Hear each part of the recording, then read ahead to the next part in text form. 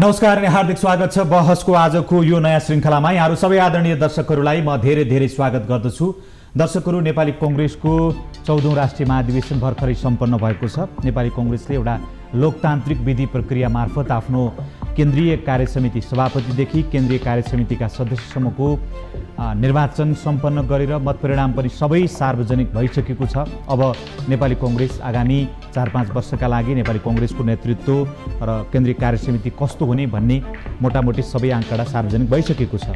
खासगरी आउने दिनमा मुलुकले स्थानीय तह, प्रदेश र केन्द्रीय स्तरका निर्वाचनहरू सामना गर्नुपर्ने छ। अघिल्लो निर्वाचनमा कांग्रेसको जो दुईवटा कम्युनिस्ट पार्टीको मिलनका कारणले नेपाली कांग्रेसको भूमिका अथवा उसको अस्तित्व त्यति धेरै मजबुत बन्न सकेन र पुरानो लोकतान्त्रिक पार्टीको यो नयाँ निर्वाचित कार्यसमितिले अब कसरी अगाडि आफ्ना कामहरू बढाउँछ र जुन उसका सामु जुन जिम्मेदारीहरू छन् त्यसलाई कसरी उसले सामना गर्छ, यी लगायत विषयमा कुराकानी गर्नका लागि नेपाली कांग्रेसको 14औं राष्ट्रिय महाधिवेशनबाट नवनिर्वाचित एकजना लोकप्रिय मतसहित नवनिर्वाचित केन्द्रीय कमिटीको सदस्य रहनुभएका, केन्द्रीय कार्यसमितिको सदस्य रहनुभएका रामहरि खतिवडालाई मैले स्टुडियोमा आमन्त्रण गरेको छु। हार्दिक स्वागत छ यहाँलाई हाम्रो कार्यक्रममा। धेरै धन्यवाद। सबभन्दा पहिला धेरै बधाई छ तपाईँ कांग्रेस जस्तो ठुलो पार्टीको केन्द्रीय कार्यसमितिमा त्यो पनि लोकप्रिय मतका साथ पुग्नु भएको छ। हार्दिक बधाई यहाँलाई। यो सर्वप्रथम म तपाईलाई र सम्पूर्ण देशभरि विदेशबाट आउनुभएका नेपाली कांग्रेसका शुभचिन्तक, महाधिवेशन महासमितिका साथीहरू, क्षेत्रीय सभापति र पार्टी सभापतिज्यूहरूलाई हार्दिक बधाई र धन्यवाद दिन चाहन्छु। वास्तवमा यो मेरो त एउटा मात्र भोट थियो। सारा साथीहरूले केन्द्रीय कार्यसमितिमा मलाई राम्रो मतका साथ विजय गराइदिनु भयो। म उहाँहरूप्रति अनुग्रहित छु र उहाँहरूलाई सबै देशभरिका सबै साथीहरूलाई म धन्यवाद दिन चाहन्छु। वास्तवमा नेपाली कांग्रेस पार्टी जो बीपी कोइराला, गणेशमान सिंह, कृष्णप्रसाद भट्टराई, सुवर्ण शमशेर, क्याप्टेन यज्ञबहादुर थापा सहित जस्ता धेरै सपुतहरूको निर्माणपछि बनेको पार्टी थियो।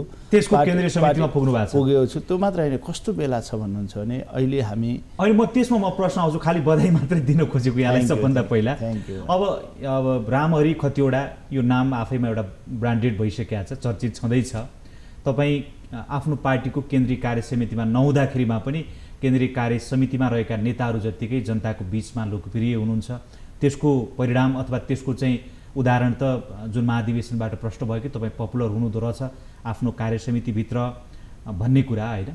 यसअगाडि सांसदको भूमिका पनि तपाईँले निर्वाह गरिसक्नु भएको छ। अब केन्द्रीय कार्यसमितिमा नहुँदाको अवस्था र केन्द्रीय कार्यसमिति जो निर्वाचित भए पछाडि जुन जिम्मेवारीको तपाईँको पारो छ नि, त्यो चाहिँ कस्तो महसुस गरिराख्नु भएको छ? तपाईँलाई चाहिँ जिम्मेवारी अब बढ्यो सायद, होइन?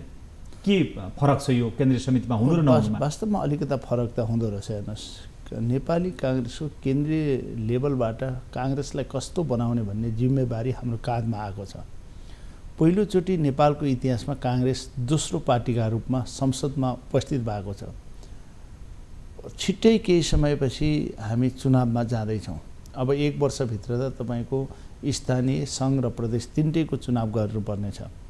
झन्डै 2/3 सरकारबाट निर्वाचित सरकार, कम्युनिस्ट पार्टीका सरकारहरू आज ध्वस्त रूपमा सडकमा छरिएर बस्ने अवस्था छ। कांग्रेसको पार्टी सभापति प्रधानमन्त्री हुनुहुन्छ, जो अहिले नवनिर्वाचित सभापति पनि हुनुभएको छ। अब हाम्रो अर्जुन दृष्टि अरू कुरामा हुनुहुँदैन। कांग्रेसका साथीहरूलाई अझ एकीकृत बनाउने, अझ कांग्रेसलाई पहिलो र प्रिय बनाउने, अझ गुट रहित बनाउने र एकताको सन्देश दिने काम हामीले गर्नुपर्छ।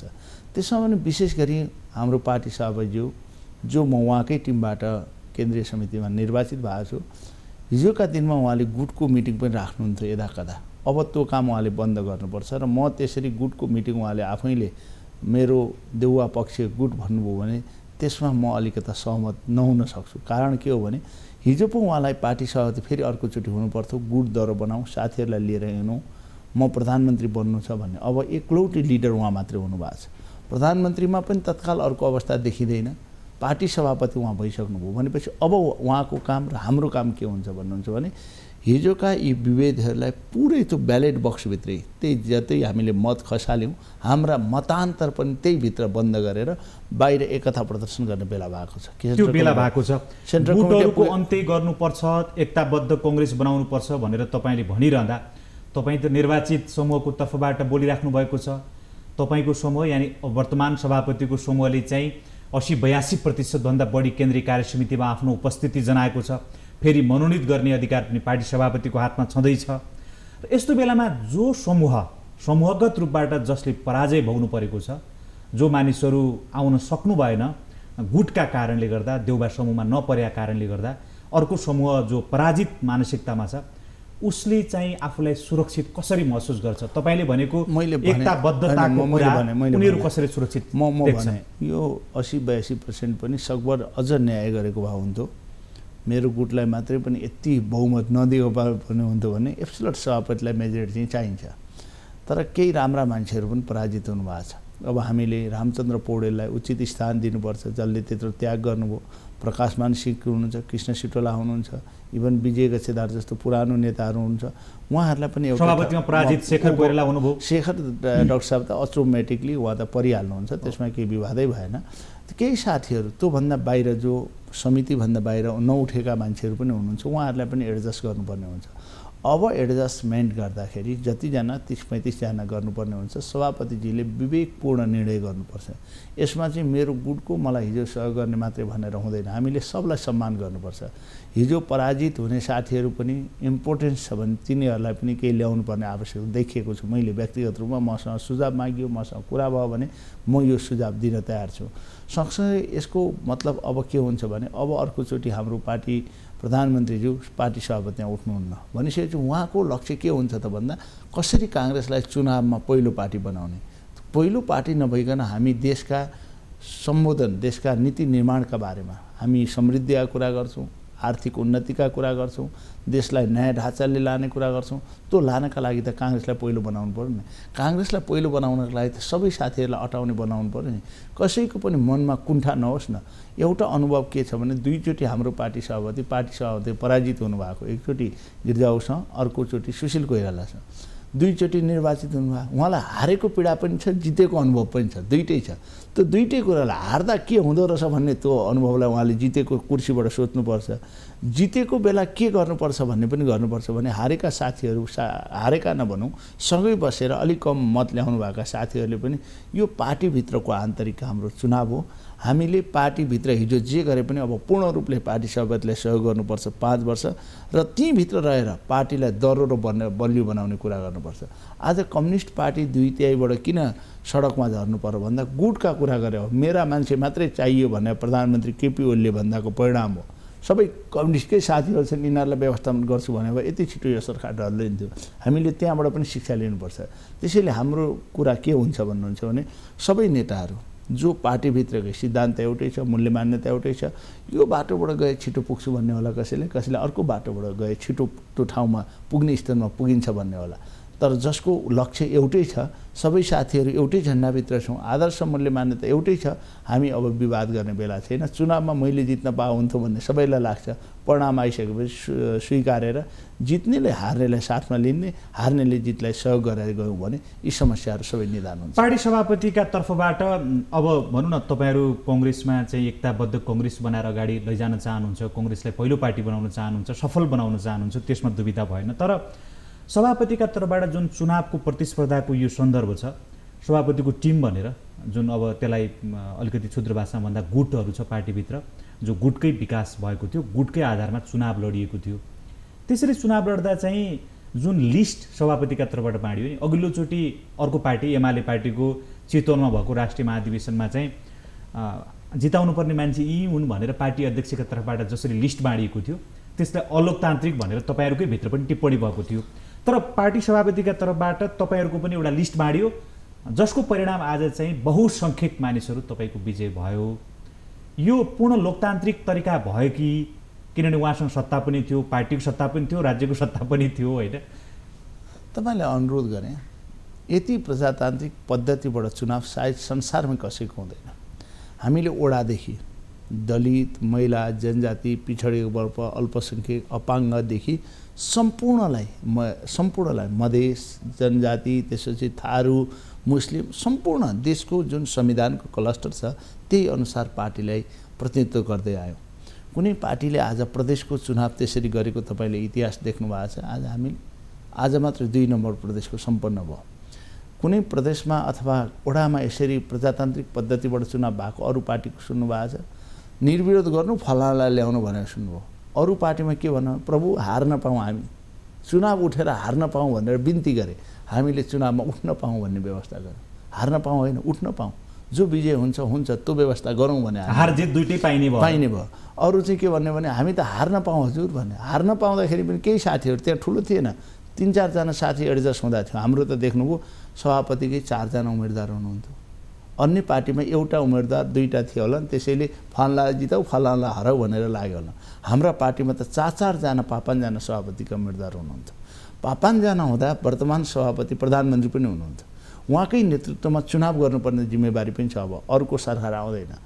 पार्टी सभापति उठेको मान्छे चुनावमा पराजित भएर गयो भने प्रधानमन्त्री, सभापतिमा पराजित भएको प्रधानमन्त्रीको के अपिल गरेर जाने हामीले जनताको बिचमा जाँदा काङ्ग्रेसले? त्यो समस्या थियो र उहाँले नैतिक सङ्कट थियो। त्यो कारणले पनि त्यही नैतिक सङ्कटका कारणले हुनसक्छ। जस्तो सभापतिले यो पटक, यद्यपि सभापतिमा पहिलो चरणमा प्रतिस्पर्धै भएको थियो, कडा प्रतिस्पर्धै भएको मान्न सकिन्छ। दोस्रो चरणमा प्रत्याशी 2 जनाले उहाँलाई समर्थन गरेपछि फराकिलो अन्तरले उहाँले विजय हासिल गर्नुभयो। सभापतिमा त्यो लेभलको प्रतिस्पर्धा हुने देखेर हो अथवा के देखेर हो उहाँले चाहिँ थुप्रो तयारी गर्नुभएको थियो भने विभिन्न समूहहरूसँग उहाँले एकता गर्नुभएको थियो। उहाँका कैयन वरिष्ठतम नेताहरूलाई जो महामन्त्री लड्न चाहन्थे, उपसभापति लड्न चाहन्थे, उहाँहरूलाई चाहिँ के भने सेक्रिफाइस गर्न लगाउनु, त्याग गर्न लगाउनु भएको थियो भने उहाँ यो जुन परिणाम सभापतिका सन्दर्भमा जुन प्रतिस्पर्धा भयो त्यो त ठिकै हो, तर केन्द्रीय कार्यसमितिमा जुन लेभलबाट तपाईँको पक्षले विजय हासिल गरे नि भने चुनावभन्दा पूर्वको अवस्थामा यत्रो धेरै विजय हुन्छ भन्ने आङ्कलन थिएन त्यहाँ क्यारे तपाईँहरूलाई होइन? एउटा थियो हामीलाई। अब वर्तमान सभापति जो प्रधानमन्त्री पनि हुनुहुन्छ, 5 वर्षदेखि संस्थापन पक्षका रूपमा चिन्नु हुनुहुन्छ। हामीलाई देशभरिको चुनावको आकलन आउँदाखेरि बहुमत आउँछ भन्ने थियो हामीलाई पनि एउटा कुरा चाहिँ के थियो भने यसरी केही मान्छेहरू सबै कार्यकर्ताले पनि मिलाएरै ल्याउनु होला। कतिपय मान्छेहरू एकदमै योग्य राम्रा मान्छेहरू पनि पराजित हुनु परेको छ। कतिपय जितेका त सबै योग्य भइहाले, त्यसमा कहीँ खोट लाउने ठाउँै छैन। त्यस्तै अरू योग्य साथीहरू पनि आउनुपर्ने पनि छुट्नु भएको छ। तर हामी के चाहन्छौँ भन्दाखेरि यसले गर्दा कसैलाई अहमता र घमण्ड नबढोस् र कसैमा निराशा नआओस् भन्ने मात्रै हाम्रो चाहना हो। जित्नेमा घमण्ड बढ्ने, मेरो यत्रो समूह छ, मेरो यत्रो गुट छ, म यति एब्सोल्युट मेजोरिटीमा छु भन्ने, अनि अर्को समूहले हामी त एकदम माइनोरिटीमा पऱ्यौँ नि भनेर पार्टीमा एउटा सङ्कुचित मानसिकता लिएर पार्टीमा अलिकता कमजोर छु कि भन्ने फिलिङको भावना नहोस्। सबैलाई के होस् भने यो मेरो परिवार हो, पार्टी नै मेरो परिवार हो, म यहीँबाट देश, जनता र राष्ट्रका लागि केही गर्न सक्छु। हामी लिएका मूल्य मान्यता आदर्शलाई अझ अगाडि बढाउन सक्छु। म पराजित भए पनि पार्टीलाई पहिलो र प्रिय बनाउन सक्छु। मेरो दायित्व मसँग होइन, पार्टी र देशसँग छ भन्ने भावनाले काम गऱ्यौँ भने यी सबै समस्याको समाधान हुन्छ जस्तो मलाई लाग्छ। तर खतिवडाजी, अब यो त तपाईँको विचार हो। पार्टी सभापति Sher Bahadur Deuba tested and trial leader हो, पटक पटक प्रधानमन्त्री पनि भइसक्नुभयो। पार्टी सभापति पनि यो कार्यकाल तपाईँहरूले छर्लङ्गै देख्नु भएको छ। तपाईँ त उहाँको निकट सहयोगी भएर पनि काम गर्नुभएको छ पार्टीमा, उहाँकै समूहमा रहेर। यसको मतलब के भने अब आउने 4 वर्ष के उहाँमा त्यस्तो कुनै चमत्कारिक शक्ति पैदा हुन्छ र उहाँले चाहिँ आफ्नो कार्यशैली पुरै परिवर्तन गर्नुहुन्छ? यसअगाडि अस्ति महाधिवेशन गर्ने ताका पनि आफ्ना विभागहरूमा मान्छे मनोनित गरेर देखिन्थ्यो। कुनै तपाईँको चाहिँ के भने समयमा गर्नुपर्ने कामहरू कुनै पनि समयमा सम्पन्न भएन, जसको विरोध पार्टीभित्रै भइराखेको थियो। बाँकी अर्को समूहलाई हरेक अवसरहरूबाट निस्तेज गर्ने काम भएको भनेर आरोप लागेकै थियो। अब यसो हुन्न भनेर कसरी ग्यारेन्टी गर्नुहुन्छ कि चाहिँ अब चुनावको मुखमा छौँ, अहिले चाहिँ सब एक हौँ भनेर भन्नुपर्छ भन्ने हिसाबले कुरा मात्रै मिलाएको हो कि भोलि बहुमत आउने बित्तिकै फेरि तपाईँहरू त फरक गुटको नि भनेर उहाँलाई साइड लाएर? हेर्नुहोस्, अहिले तपाईँलाई अनुरोध गरौँ, पार्टीमा परिकर्मी समूहको अलिकति बाहुल्य भएको देखिन्छ जुनसुकै पार्टीमा पनि।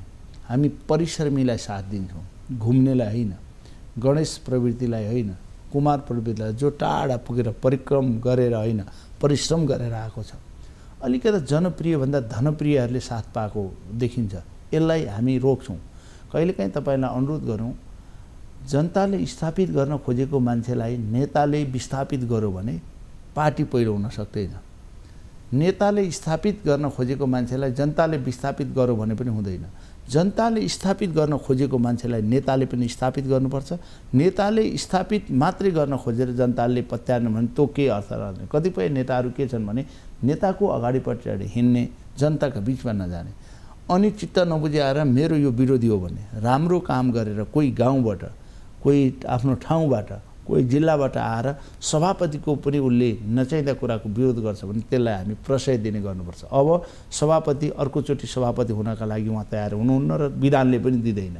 त्यस कारणले हिजो चाहिँ उहाँलाई अर्कोचोटि सभापति हुन मैले गुड बलियो बनाउनुपर्छ, मेरा साथीहरूलाई प्रशय दिनुपर्छ, यिनीहरूलाई नलिकन हुँदैन, मलाई दुःखका बेला यिनीहरूले साथ दिएका थिए भनेर उहाँ लाग्दा ठिक हुन्थ्यो। अब त पुरै पार्टी मैले 2 चोटि सभापति भएँ, प्रधानमन्त्री पनि भइसकेँ। मेरो यो अन्तिम जीवनको अन्तिम मेरो टेस्ट हो। अब मैले हिजो गरेका गल्ती पनि छन् भने यसैबाट मैले सच्याएर लाने अवसर मलाई प्रदान गरेका छन् साथीहरूले भने उहाँ प्रस्तुत हुनुभयो भने यी सबै समस्याहरू निमिट्यान नहुन्छन्। तपाईँले भने हिजो के थियो भने अहिले नयाँ महामन्त्रीहरू पनि नयाँ साथीहरू आउनुभएको छ, उपसभापति पनि त्यस्तै हुनुहुन्छ, धेरै युवा साथीहरू केन्द्रीय कार्य समितिमा आउनुभएको छ। काङ्ग्रेस साँच्चै भन्नुहुन्छ भने यो अधिवेशनबाट एउटा युवाको नेतृत्वमा पुग्ने अवसर प्राप्त भएको महसुस सबैले गरेका छन्। हामी पनि चाहन्छौँ देशव्यापी रूपमा जुन आस्था अहिले काङ्ग्रेसप्रति बढिरहेको छ अधिवेशनप्रति, त्यसलाई हामीले क्याचअप गर्नुपर्छ, समात्न सक्नुपर्छ, त्यसलाई जनताका बिचमा लिएर जान सक्नुपर्छ। जनतामा भएको वितृष्णा, राजनीतिप्रति भएको वितृष्णालाई अन्त्य गर्नुपर्दछ। त्यो बाटोमा सभापति मात्र सबै कुरा हुन सक्नुहुन्न, उपसभापतिहरू हुनुहुन्छ, महामन्त्री हुनुहुन्छ, सेन्ट्रल कमिटी हुन्छ।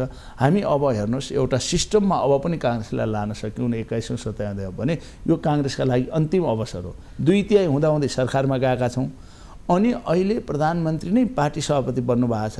यो अन्तिम अवसर पनि काङ्ग्रेस सुधार्न सक्यौँ भने हाम्रा लागि फेरि जनताले अवसर दिने छैन। यो कुरा पार्टी सभापतिले पनि बुझ्नु भएको छ, हामीले पनि बुझेका छौँ। यो सन्दर्भमा फेरि जोड्नेछु। दर्शकहरू, नेपाली कङ्ग्रेसका नवनिर्वाचित केन्द्रीय सदस्य रामहरि खतिवडासँग नेपाली कङ्ग्रेसको भर्खरै सम्पन्न भएको 14औं राष्ट्रिय महाधिवेशनको समीक्षा र कङ्ग्रेसको आगामी कार्यदिशा लगायत विषयमा कुराकानी गरिरहेका छौँ। सन्दर्भ फेरि जोड्नेछौँ, बेला भएको छ छोटो विश्रामको।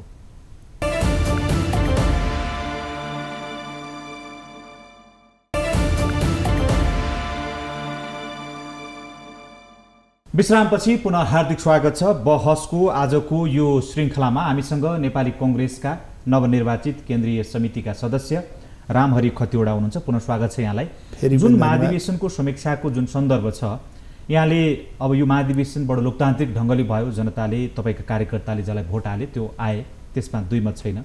तर कार्यकर्ताको छनौटलाई तपाईँले पनि बडो निहालेर हेर्नुभयो, त्यो समीक्षाहरू भने त्यो महाधिवेशनको परिणाम तपाईँको अगाडि छँदैछ भने कैयन यस्ता विवादित नामहरू, गणेश लामा जस्ता नामहरू तपाईँको पार्टीको केन्द्रीय कार्य समितिमा आएका छन्, ठुल्ठुला व्यापारी ठेकदारहरू तपाईँको पार्टीको केन्द्रीय कार्य समितिमा आएका छन्। तर महेश आचार्य थुप्रै अरू, उहाँको एउटा नाम मैले लिएँ, अन्यथा यो होइन, अरू थुप्रै नेताहरू हुनुहुन्छ जो चाहिँ लामो समयदेखि कङ्ग्रेसमा निष्कलङ्क नेताका रूपमा हुनुहुन्छ। उहाँहरू चाहिँ फड्के किनारातर्फ लाग्नुपर्ने परिस्थिति बन्यो। यो कस्तो चोइस भएछ यो कङ्ग्रेसका कार्यकर्ताहरूको? यद्यपि सबैलाई त्यो डालोमा हाल्न खोजे, तपाईँहरू जस्ता ठिक छ चर्चित मानिसहरू पनि आउनु भएको छ, महामन्त्रीहरू, उपसभापतिहरू, जनतामा भिजेका, जनताले चाहेका मानिसहरू आएका छन् होइन? यसमा मेरो धेरै ठुलो कमेन्ट छैन। त्यही भएर हामीले धेरै स्वाभिमान नेताहरू पनि कम जित्नु भएको छ। त्यो अहिलेबाट कस्तो संयोग मिल्यो भने यो 14औं महाधिवेशनमा बीपी कोइरालाको छोरा एकजना शशाङ्क कोइराला केन्द्रीय सदस्य जित्नु भएको छ, नोना कोइरालाको छोरा केशव कोइराला छोरा हार्नु भएको छ, महेन्द्रनाथ निधिको छोरा हार्नु भएको छ, गणेशमानको छोरा हार्नु भएको छ, गिरिजाबाबुकी छोरी हार्नु भएको छ। तपाईँले भनेको अरू रामचन्द्र पौडेल जस्तो सिनियर नेता चुप लाएर बस्नु भएको छ। अरू हिजो झन्नै आफूलाई म बराबरी नेता हुनुहुने कृष्ण सिटोला उठ्नु भएको छैन। यो बेला हाम्रो दायित्व अझ बढेको छ। त्यसैले पनि म तपाईँलाई अनुरोध गर्छु, म कोही निर्वाचित साथीको बारेमा जब महाधिवेशन प्रतिनिधिले निर्वाचित गर्नुभयो उहाँहरूको निर्वाचनको क्षमतामाथि म क्वेसन्स गर्न चाहन्न र उहाँहरूलाई जसले मतदान गर्नुभयो उहाँहरूलाई अपमान पनि गर्न चाहन्न, कसैलाई केही भन्न चाहन्न। त्यो सँगसँगै मैले अघि पनि भने हाम्रो पार्टीले अहिले यी हिजो योगदान गर्ने पुराना परिष्कृत नेताहरूलाई, त्याग गरेका, परिश्रम गरेका नेताहरूलाई पनि भोलि पार्टीमा सँगै लिएर हिँड्नुपर्छ भने तपाईँले भने युवा साथीहरूलाई अहिलेको महाधिवेशनमा 19 वर्षको एकजना भाइदेखि बहिनीदेखि 91 वर्षको शान्ति कार्की वीरगञ्जबाट र 86 वर्षको टिएन भट्टराई तपाईँको इलामबाट प्रतिनिधित्व भएर आउनु भएको छ। 91 र 19 को फरक झन्नै 72 वर्षको हुन्छ। 72 वर्षको यो ग्यापलाई हामीले एक ठाउँमा जोड्नुपर्नेछ। फेरि यो माग र पूर्तिको सिद्धान्त के रहेछ भने कसैले धेरै आशा गर्यो थोरै पायो भने तपाईँलाई माग र पूर्ति भन्ने अर्थशास्त्रको नियम हो। बिचको ग्यापलाई हामी फ्रस्ट्रेसन भन्छौँ। अपेक्षा गरे अनुसार पाएन भने मान्छेलाई फ्रस्ट्रेसन हुन्छ। अहिलेको जुन अपेक्षा काङ्ग्रेसप्रति छ त्यसलाई हामीले सन्तोषजनक डेलिभरी गाउँमा दिन सक्यौँ भने वास्तवमा फेरि फ्रस्ट्रेसन आउँछ। तपाईँले भने हामीलाई यसलाई समायोजन गर्ने जिम्मा पनि यही कार्य समितिलाई छ। हामी यी सबै नेतृत्वलाई समायोजन गरेर ल्याउँछौँ। कुनै नेतालाई म काङ्ग्रेसमा लागे बापत मैले अपमान हुनु पर्यो भन्ने गणेशमानजीले कुनै बेला छोडेर जानुभयो, किसिनीले छोड्नुभयो होला अन्तिम समयमा, त्यो अवस्था काङ्ग्रेसभित्र आउन नदिने प्रण हामी गर्छौँ। हामी चाहन्छौँ अहिलेको कार्य समितिमा आएका साथीहरूले यी पुराना हाम्रा साथीहरूलाई सम्मान गर्ने, नयाँलाई साथमा लिएर हिँड्ने। भनौँ न हाम्रा पुराना पुस्ताहरूले स्याबास काङ्ग्रेस तिमीहरूले निर्णय राम्रो गर्यो, भनौँ न हाम्रा नयाँ साथीहरूले क्या बात काङ्ग्रेस हामीलाई तपाईँहरूलाई अवसर दिनुभयो, यो समायोजन गर्ने जिम्मा तपाईँहरूलाई दिएका छौँ, त्यो पुरा गर्नुभयो भन्ने त्यो खालको भावना विकास गराउन हामी चाहन्छौँ। मलाई लाग्छ यसमा सबै साथीहरू, मेरो एउटा प्रयासले केही नहोला तर सम्पूर्ण कार्य समिति निर्वाचन भएका साथीहरूलाई हामी विनम्रतापूर्वक अनुरोध गर्दछौँ, त्यो भित्र हामी छलफल गर्छौँ, कडा डिबेट पनि गरौँला। बाहिर काङ्ग्रेसलाई एकताबद्ध काङ्ग्रेस फुलको माला जसरी सजिएको सयौँ थुङ्गा हामी फुलका मालाहरू लाउने बेलामा उन्छौँ, त्यसरी काङ्ग्रेसलाई एउटा सिङ्गो मालामा उनेर त्यसको सुगन्धित जुन बासना छ जनता बिच पुर्याउने त्यो लिएर जान्छौँ भनेर तपाईँलाई विश्वास दिलाउन चाहन्छु। त्यो तपाईँले विश्वास दिलाइरहँदा पनि तपाईँको इतिहास त तपाईँलाई थाहा छ नि, किनभने कङ्ग्रेस तपाईँको चाहिँ जुन क्षति बेहोर्नु परेको थियो विगतका दिनहरूमा कङ्ग्रेसभित्रको आन्तरिक तपाईँको चाहिँ के भने असहयोगका कारणले भयो भनेर तपाईँहरूकै नेताले बारम्बार भन्ने गर्नुभएको छ। अब अहिले त्यस्तो हुँदैन भनेर कसरी ग्यारेन्टी गर्ने? अहिले पनि तपाईँहरू गुटगत हिसाबबाट प्रतिस्पर्धा गर्नुभयो। यही अनुरोध गर्छु, हामीलाई पीडा मलाई मात्र भएको छैन, काङ्ग्रेसका कार्यकर्तालाई मात्र पनि। काङ्ग्रेस कमजोर हुँदा राष्ट्रियता कहाँ पुग्यो, आज लोकतान्त्रिक पद्धतिहरू कहाँ पुगे? तपाईँको प्रेसलाई कुनै दिन तपाईँले बोल्न नपाउने टेप गर्यो भने तपाईँलाई कानुन लाग्ने व्यवस्थाले यो ल्याइएन। मानव अधिकार कहाँ पुग्यो? मानव अधिकार आयोगलाई प्रधानमन्त्रीको अन्तर्गत राख्छु भन्ने दिन आयो कि आएन? सेनालाई क्याबिनेटले चलाउँछु भन्ने परिस्थिति भयो, संवैधानिक जुन परिषद छ त्योभन्दा बाहिर गएर। आज काङ्ग्रेस कमजोर हुँदाखेरि 2/3 सरकारलाई चौबाटोमा ल्याएर छोड्ने अवस्था सिर्जना भयो भन। त्यो कुरा काङ्ग्रेसका साथीहरूले पनि बुझ्नु पर्यो। सबभन्दा बढी पीडा त काङ्ग्रेसकै साथीहरूलाई भयो होला नि।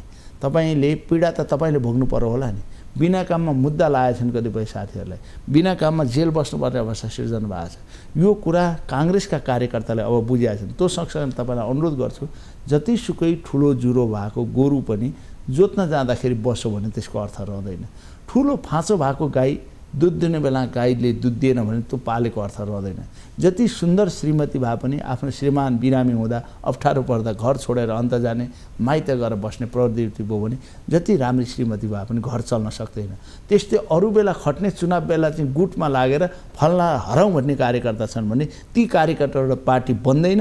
अब त्यो कुण्ठा पालेका कार्यकर्ता पनि पार्टीभित्र कुण्ठा पालेर बस्ने अवस्था छैन र नेताहरूले पनि म बाहेक केही होइन भन्ने अवस्था समाप्त हुन्छ। हामी चाहन्छौँ यी सबैलाई एक ठाउँमा राखेर काङ्ग्रेसलाई अब हिजोको पीडा तपाईँहरू एकचोटि हेरिदिनुहोस्।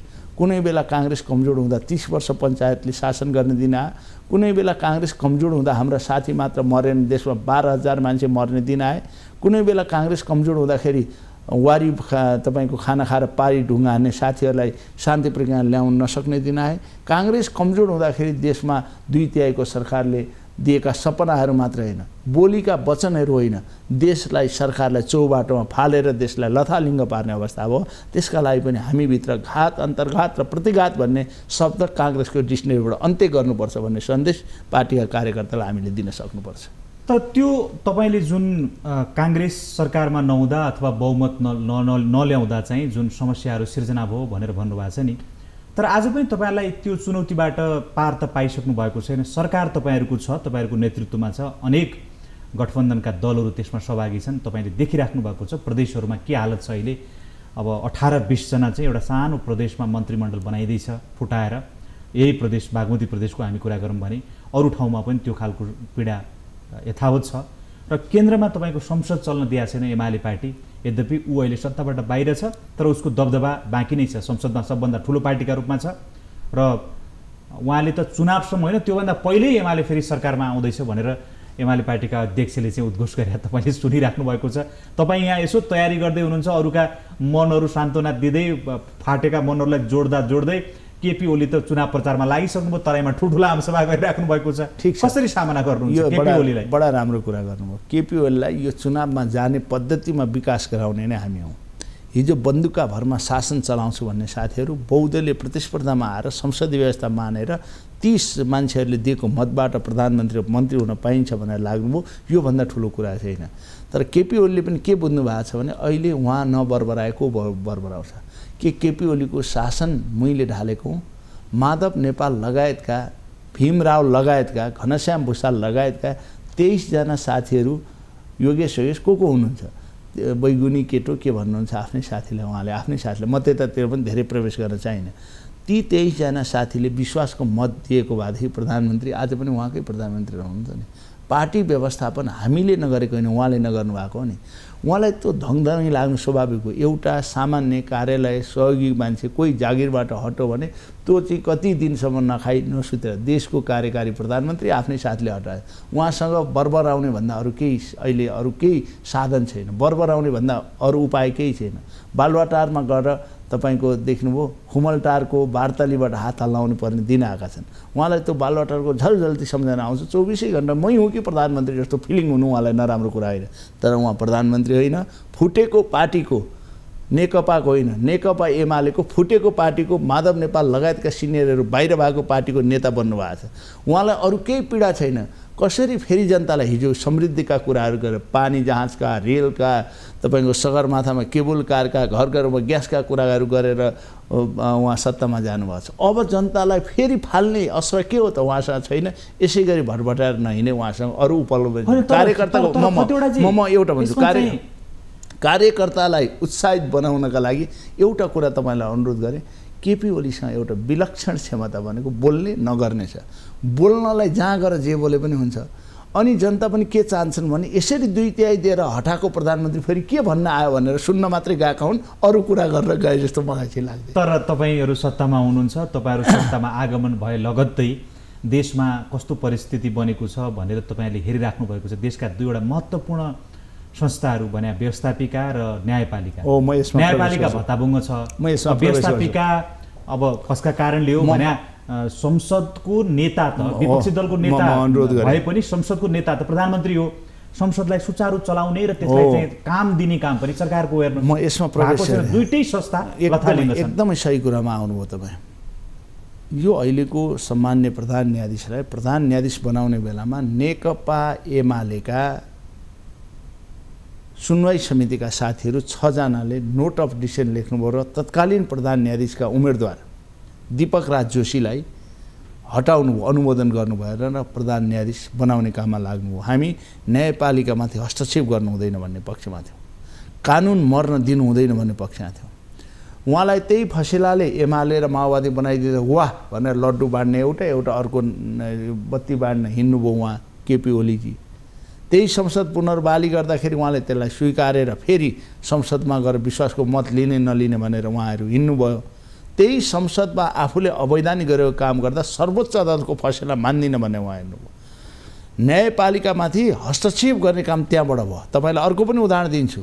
एउटा पार्टीको 4 वर्ष 5 वर्ष संसद भएको मान्छेलाई सर्वोच्च अदालतको न्यायाधीश बनाउने काम त्यहाँबाट भयो।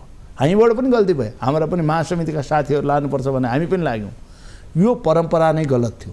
गोजीबाट खल्तीका मान्छेहरू न्यायपालिकामा राख्न थालेपछि न्याय सम्पादन मर्छ भन्ने कुरा म भन्दैछु। तर जुन दिन तपाईँ त्यहाँ प्रवेश गर्नुहुन्छ, म न्यायाधीश हुँ, मसँग पार्टी छैन भनेर ती श्रीमानहरूले निर्णय गर्नुपर्छ। आफूलाई अनुकूल फैसला आउँदा वाह श्रीमान भन्ने, आफूलाई प्रतिकूल हुने बित्तिकै खत्तम श्रीमान भन्ने प्रवृत्तिको अन्त्य हुनुपर्छ पहिलो कुरा। दोस्रो कुरा, संसदीय न्यायपालिकामाथि हस्तक्षेप हुँदा यहाँ मात्र होइन, यो दिनै पछि मान्य सम्मान्य न्यायाधीशज्यूहरूलाई पनि लाग्दो तपाईँहरू सर्वोच्च अदालत अगाडि नै पुलिस बिहानदेखि बेलुकासम्म कोही झ्यालबाट पस्ने, कोही ढोकाबाट भाग्ने, यो प्रवृत्ति हुँदा तपाईँहरूको मनमा के फिलिङ हुन्छ? तपाईँका घर परिवारका मान्छेले के भन्छन्? तपाईँका नातागोता इष्टमित्रले के भन्छन्?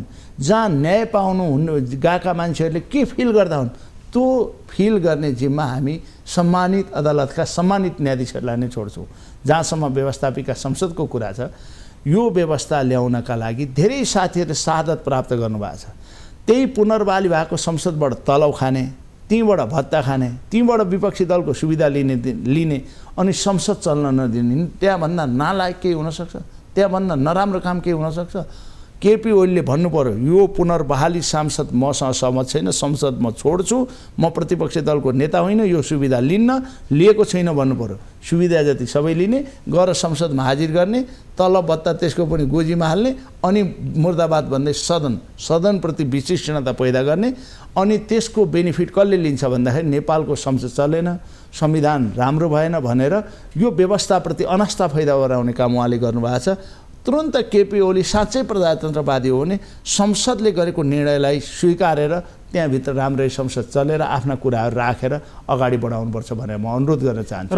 हामी चाहन्छौँ प्रतिपक्षले होइन, सत्ता पक्षले बोलाएको बैठकमा उहाँ उपस्थित नहुने, कसले ज्ञानेन्द्रले बोलाएको बैठकमा जाने, उहाँ बैठकमा गइदिने होइन। म उहाँलाई क्वेसन्स गर्छु के उहाँले माधव नेपालको अनुहार हेर्नु, अस्ति काङ्ग्रेसको अधिवेशनको बेला अन्तिममा रामरीजी तपाईँ कार्यक्रममा सहभागी भइरहेको बखत के सोध्न चाहेँ भने, जति पनि अहिले शेरबहादुर देउवाको नेतृत्वमा गठबन्धन सरकार छ, गठबन्धनमा सहभागी भएका नेताहरू माने काङ्ग्रेसभन्दा बाहिर रहेका अन्य नेताहरूले चाहिँ के भने यो गठबन्धन आउने चुनावसम्म जान्छ भनेर भनिराख्नु भएको छ।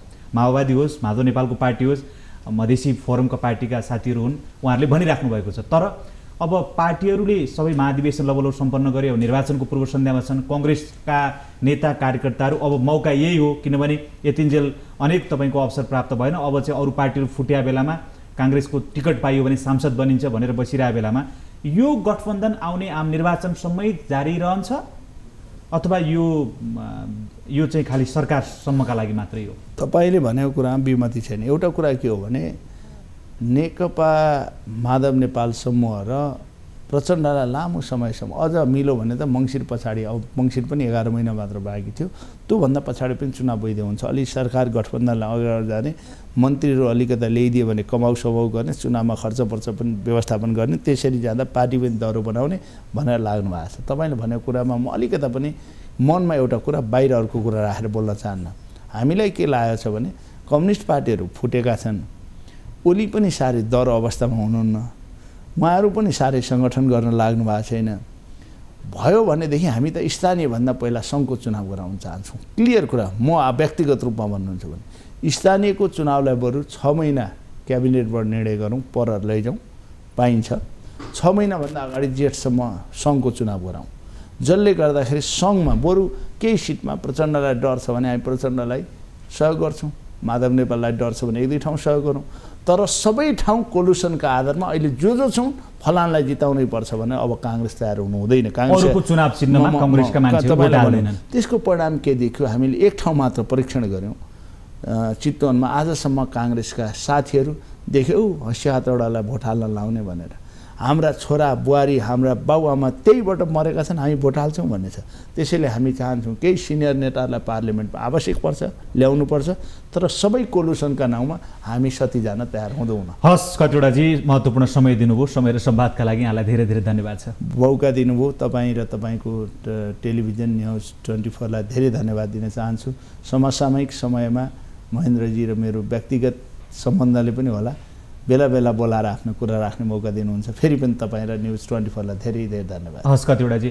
दर्शकहरू, नेपाली कङ्ग्रेसका नेता रामरी खतिवडासँग बहसको आजको यो श्रृङ्खलामा भर्खरै सम्पन्न भएको नेपाली कङ्ग्रेसको 14औं राष्ट्रिय महाधिवेशनको समीक्षा र नेपालको राजनीतिक आगामी दिनहरूका सन्दर्भमा छलफल गऱ्यौँ। नयाँ श्रृङ्खलामा नयाँ विषय र पात्रहरूका साथ फेरि उपस्थित हुनेछौँ। यो कार्यक्रमबाट हामी सबैलाई बिदा दिनुहोस्। नमस्ते।